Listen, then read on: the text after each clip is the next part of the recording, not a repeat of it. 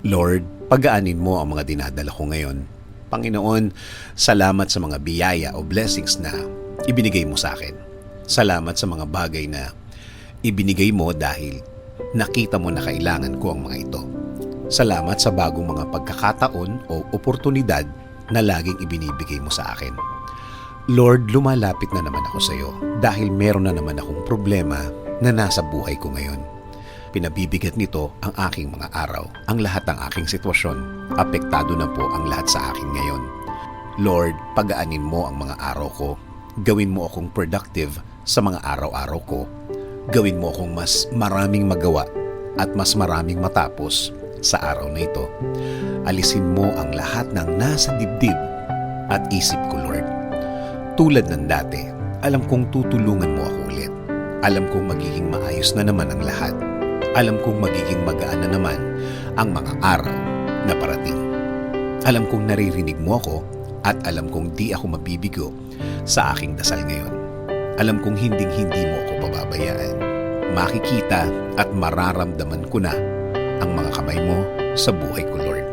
Alam kong ipoprovide mo na ang lahat ng tulong na kailangan ko.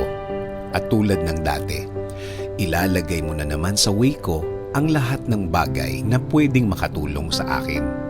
Ang mga taong tamang maging impluwensya ko sa aking buhay. Salamat, salamat Lord. Dahil isinusuko ko na ang lahat. Ibinibigay ko na sa iyo ang lahat, Lord.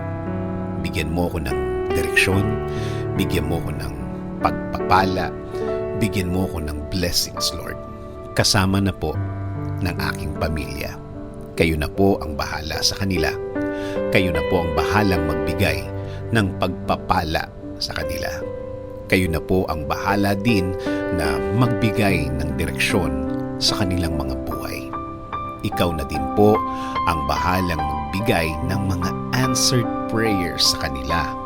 Panginoon, patuloy akong kakapit. Patuloy akong maniniwala. Patuloy akong huhugot ng lakas at talino sa iyo, Lord. Alam kong bilang anak mo, kaya kong hilingin at ipagdasal ang lahat ng bagay na ito. In Jesus' name I pray. Amen. Sabi nga sa Philippians 4:6-7, do not be anxious about anything, but in every situation by prayer and petition with thanksgiving, present your requests to God, and the peace of God, which transcends all understanding, will guard your hearts and your minds in Christ Jesus.